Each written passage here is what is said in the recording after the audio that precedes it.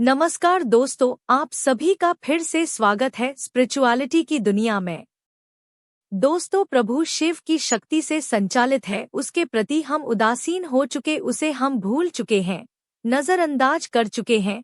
ध्यान के इस मार्ग के बीच में आपको कुछ ऐसे अनुभव होंगे जो सबूत होंगे आपके लिए कि प्रभु ने उसकी प्रार्थना स्वीकार कर ली है। तो दोस्तों, आज मैं कुछ ऐसे ही 5 संकेतों के बारे में बताने जा रही हूँ जिनका अनुभव अगर आपको होता है, यह कभी भी होता है, तो समझेगा कि त्रिकालदर्शी त्रिलोकी शिव आप पर अपना प्रेम छलका रहे हैं, ने अपना हृदय खोलकर आपको पुकार रहे और प्रभु शिव की आराधना में डूब जाना है। तो आइए जानते हैं। पहला संकेत है, तो दोस्तों पहला संकेत आप ध्यान से समझना, आपको स्वप्न में या गहरी साधना में एक आवाज सुनाई देगी। उसके प्रति अगर आप संवेदनशील हो पाए तो आप एहसास कर पाएंगे कि वह आवाज किसी और चीज की नहीं, बल्कि वह एक लाइन में बज रहे डमरू की आवाज में होता क्या है कि अगर जो साधना में नया आया वह सब जगह होता है, तब होश में होता है, लेकिन जो बहुत समय से साधना कर रहे हैं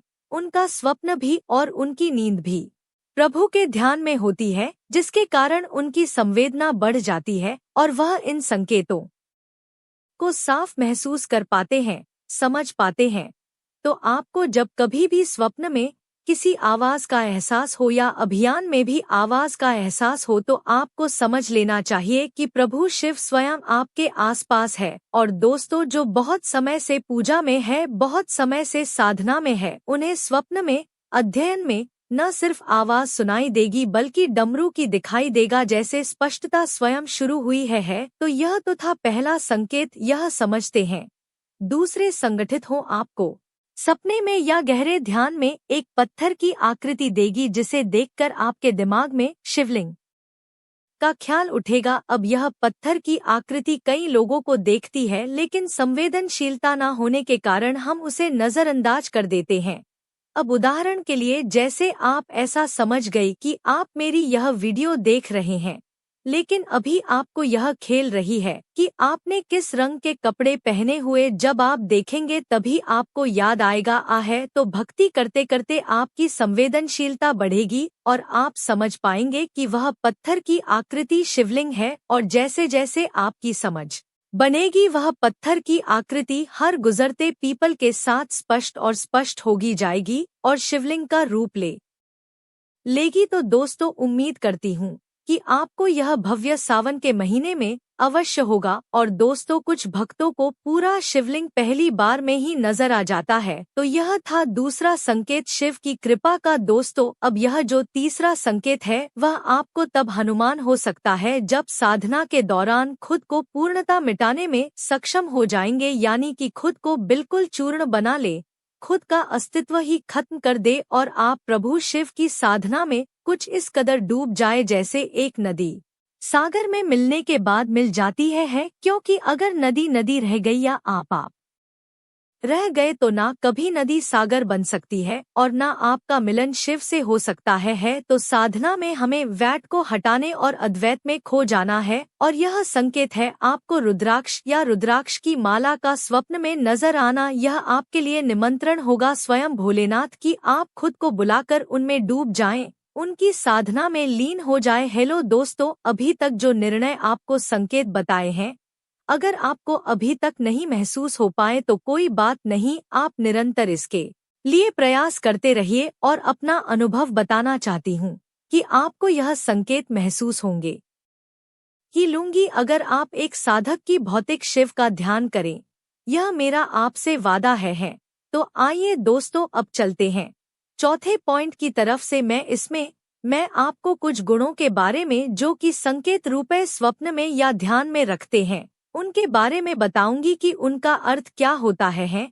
दोस्तों, यह जो अर्थ है यह ऐसा नहीं है कि आपको नहीं पता होगा। हर संज्ञा का अर्थ आपके भीतर ही छुपा हुआ होता है, बस उस अवचेतन मन में छुपा हुआ होता है जहां तक हमारी पहुंच से दूर हो जाती है, स्थूल शरीर में रहते भी, क्योंकि यह जो मैं है ना, यह हमें घेर लेता है। अब यह जो संज्ञा है इन संज्ञाओं को आप ध्यान से स्क्रीन पर देखिए, बहुत ध्यान से देखिएगा और इन्हें समझेगा। इसमें पहला है भरपूर और दूसरा है बेलपत्र। अब यह पत्ते आपको किसी और पेड़ के भी देख सकते हैं, लेकिन निरंतर साधना से आपकी अंतर्दृष्टि स्पष्ट होती जाएगी और आप और अच्छी तरह से इन संख्याओं को, इन संकेतों को समझ पाएंगे कि मैं आपको शिशु देख सकता है। इसके अलावा यह त्रिशूल जैसा दिखाई देने वाला कोई भी धातु या लकड़ी का टुकड़ा को देख सकता है। इसके अलावा दोस्तों, सपने में या गहरे ध्यान में सब दिखाई देना बहुत शुभ संकेत है और यह संकेत बताता है कि भगवान शिव की आप पर विशेष कृपा है। पुराणों में बताया गया है कि भगवान शिव के गले में नागों के राजा वासुकी लिपटे हुए। अब जो नागवासुकी थे वह भगवान शिव के परम भक्त थे, इसीलिए भगवान शिव ने उन्हें आभूषण की तरह गले में लिपटे रहने का वरदान दिया और इसीलिए भगवान शिव के गले में सर्प हमेशा से ही होते हैं। इस तरह के संकेत दिखने पर शिव का ध्यान पूजन शुरू कर देना चाहिए। यह माना जाता है कि पिछले जन्म की जो भक्ति अधूरी रह गई थी वह इस जन्म में पूरी आपको करनी चाहिए। यह सभी जो संकेत है दोस्तों, वह आपके आने वाली जीवन में उन्नति के प्रतीक है, आपके कार्यों में प्रगति के प्रतीक है और पापों के नष्ट होने के लिए आपको सूचना देते हैं और जो भी आपके मनोकामना है वह भोलेनाथ की कृपा से जल्द पूरी होने वाली है। ईश्वरी कृपा को और देवीय संकेतों को प्राप्त करने के लिए क्या विशेष करना चाहिए, तो उसके लिए जो सबसे जरूरी शर्त है वह है निरंतर प्रयास करना और नित्य नियमों का पालन करना और इन प्रयासों को जारी रखने के लिए अटूट संकल्प शक्ति का होना। संकल्प शक्ति और निरंतर प्रयास, यह दोनों बातें किसी भी कार्य की सफलता की पहली शर्त है, अनिवार्य है। जब इसी संकल्प शक्ति के साथ, निरंतरता के साथ हम भगवान की भक्ति करते हैं, नित्य को समय उनका जप करने में लगाते हैं, उनका नाम ध्यान करने में लगाते हैं, तो जीवन में कई बार असंभव से लगने वाली चीजें भी संभव हो जाती हैं। और ऐसे व्यक्ति के जीवन में यह 5 लक्षण अवश्य होते हैं। यह 5 घटनाएं ऐसे व्यक्ति के संग अवश्य घटित होती हैं, जिनमें पहला लक्षण है कि ऐसे व्यक्ति को कई परीक्षाओं से गुजरना पड़ता है, कष्ट भी आते हैं और उसको उसके प्रयासों में असफलता भी मिलती है। यह ईश्वर प्राप्ति का पहला चरण है जिससे गुजरकर हर भक्त को जाना पड़ता है। तो इसीलिए दोस्तों, भगवान की भक्ति में अगर आपके जीवन में कष्ट आ रहे हैं, बार बार असफलताएं मिल रही हैं, तो इनके पीछे के कारणों को जानने की कोशिश करनी है। हताश नहीं होना है, निराश नहीं होना है, अपने प्रयासों को छोड़ना नहीं है। विशेषकर भक्ति के शुरू के जो 3-4 साल होते हैं उसमें ऐसा कुछ ज्यादा होता है। भक्ति के मार्ग में जब आप चलते हैं तो एक कार्य आपका सफल होता है, लेकिन वही कुछ अन्य परेशानियां, अन्य बाधाएं आपके सामने आ जाती हैं। और यह जो स्थिति है इसके पीछे 2 प्रमुख कारण हैं। पहला, जिन नकारात्मक ऊर्जाओं ने आपको घेरा हुआ है वह बेचैन होने लगती है, वह नहीं चाहती कि आप भक्ति के मार्ग पर आगे बढ़े, आप आध्यात्मिक उन्नति करें, क्योंकि आपके अंदर की जो नकारात्मक सोच है, आपके अंदर के जो भी नकारात्मक विचार हैं या विकार हैं, वही तो इनका भोजन है, उन्हीं के ऊपर तो यह बुरी शक्तियां पनपती हैं। तो जब आप भगवान भक्ति में समय देते हो तो आपके अंदर दैवीय ऊर्जाएं प्रवेश करती हैं और बुरी शक्तियां चैन होने लगती हैं, क्योंकि उनका जो भोजन है, जो आपके विकार हैं, वह खत्म होने लगते हैं। इसीलिए वह आपको रोकती हैं सद्मार्ग पर चलने से। दूसरा, आपके संकल्प की, आपकी भक्ति की परीक्षा होती है। इन परेशानियों से, इन परीक्षाओं से आप मजबूत बनकर उभरते हैं या वही रुक जाते हैं। ऐसे आपके आत्मबल की परीक्षा होती है। इसके साथ ही कुछ कार्मिक बंधन आपके होते हैं, प्रारब्ध हमारे होते हैं जो कट रहे होते हैं, हमारे पाप कर्म नष्ट हो रहे होते हैं। इसीलिए सब कष्ट भी आते हैं और परीक्षाएं भी होती हैं। जो लोग इस सत्य को समझ जाते हैं, इस सत्य का बोध जिन्हें हो जाता है, अपने दुखों का सही कारण जब यह लोग समझ जाते हैं और तब वह अपने प्रयासों को निरंतर करते हैं, भगवान की प्राप्ति के प्रयासों को निरंतर करते हैं। और एक समय आता है कि जब यह सारे आपके पाप कर्म नष्ट हो जाते हैं, आपके कार्मिक बंधन कट जाते हैं और तब जीवन श्रेष्ठ हो जाता है, आनंदमय हो जाता है। दूसरी चीज जो ऐसे व्यक्ति के संगठित होती है कि जो भी पाठ ऐसा व्यक्ति नियमित रूप से कर है, जो भी मंत्रादि करता है, वह सिद्ध हो जाते हैं। व्यक्ति को विशेष सिद्धियां बिना मांगे देवीय कृपा से प्राप्त हो जाते हैं। देखिए, कोई भी विशेष सिद्धि के लिए जब साधक लोग प्रयास करते हैं तो संकल्प उठाते हैं, 21 दिन का 41 दिन का संकल्प उठाते हैं और तब प्रयास करते हैं। लेकिन जो सबसे बड़ा संकल्प है, सर्वश्रेष्ठ संकल्प है, वह है कि हम हर दिन निश्चित समय किसी देवी या देवता के नाम समर्पित कर दे, अपने गुरु के नाम समर्पित कर दें और नित्य उनके मंत्रों का जाप करें, उनकी स्तुतियां करें। तो यह सबसे बड़ा संकल्प है। और जो व्यक्ति ऐसा करता है तो जिस भी देवी देवता का वह स्मरण करता है, जिसकी भी आराधना करता है, उस देवी देवता की ऊर्जा का एक अंश ऐसे व्यक्ति के अंदर अवश्य ही प्रवेश करता है, उसके साथ हमेशा रहता है और उस देवी देवता का आशीर्वाद हमेशा ऐसे व्यक्ति पर बना रहता है। दुर्लभ सिद्धियों की प्राप्ति होती है जो लंबी लंबी साधना को करने से प्राप्त होती है। ऐसी सिद्धियां व्यक्ति को सहज ही बिना मांगे ही प्राप्त हो जाती हैं। ऐसे व्यक्ति की वाणी सिद्ध होती है, जो भी वह बोलता है वह सत्य हो जाता है। तीसरी घटना जो ऐसे व्यक्ति के संग होती है जो नित्य ईश्वरा का स्मरण करता है कि उसके आसपास का वातावरण सकारात्मक हो जाता है। न सिर्फ उसके स्वयं के अंदर सकारात्मक देवीय ऊर्जा प्रवेश करती है, बल्कि आसपास के अन्य लोग भी बहुत सकारात्मक हो जाते हैं।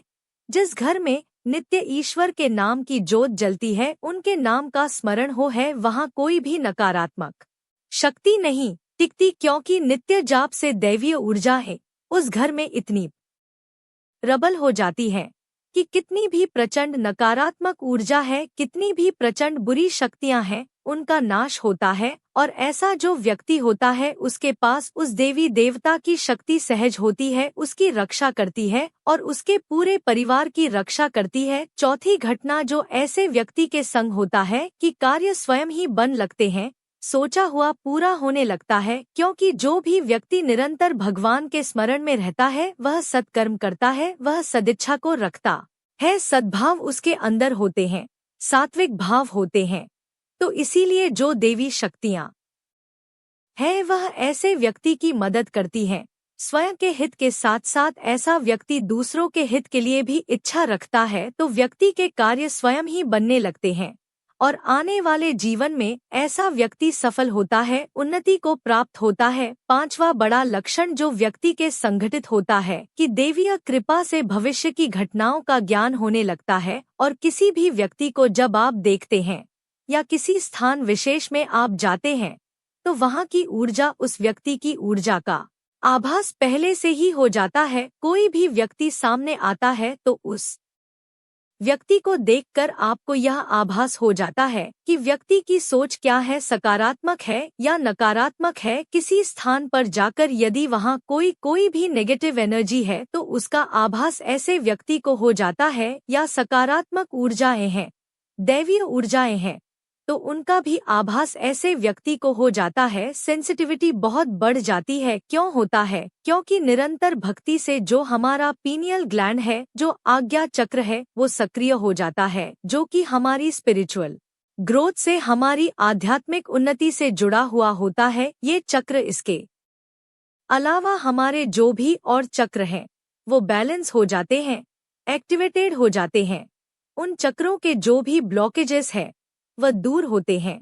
और सबसे जो महत्वपूर्ण चक्र है हमारा हृदय चक्र, हार्ट चक्र, वो निर्मल हो जाता है, क्योंकि वहाँ पे देवीय ऊर्जा होश होता है। जो भी विकार वाले भाव हैं, गलत भाव है, गलत सोच है, वह सब खत्म हो जाते हैं। तो जब हमारा हृदय ही प्रेम से परिपूर्ण हो जाता है, ईश्वरीय प्रेम से, तो हमारे आसपास जो भी घटता है वो ईश्वरीय ऊर्जा से ही घटित होता है, ईश्वरीय आदेश, ईश्वरीय प्रेरणा से ही घटित होता है। तो दोस्तों, ईश्वर प्राप्ति का जो सर्वश्रेष्ठ और सरलतम मार्ग है वह नित्य प्रयास करना, नित्य ईश्वर में ध्यान लगाना। तो बिन मांगे मोती मिले, मांगे मिले ना भीख, बिन मांगे इतना कुछ मिल जाता है ईश्वरीय कृपाओं से कि जिसके बारे में हमने कभी सोचा भी नहीं होता है। असंभव चीजें संभव हो जाती हैं। उम्मीद करते हैं कि आपको इस वीडियो से कुछ नया जरूर सीखने को मिला होगा। आपको वीडियो कैसी लगी हमें कमेंट बॉक्स में जरूर बताएं। अगर वीडियो के दौरान कोई गलती हो गई हो तो माफ कीजिएगा। धन्यवाद।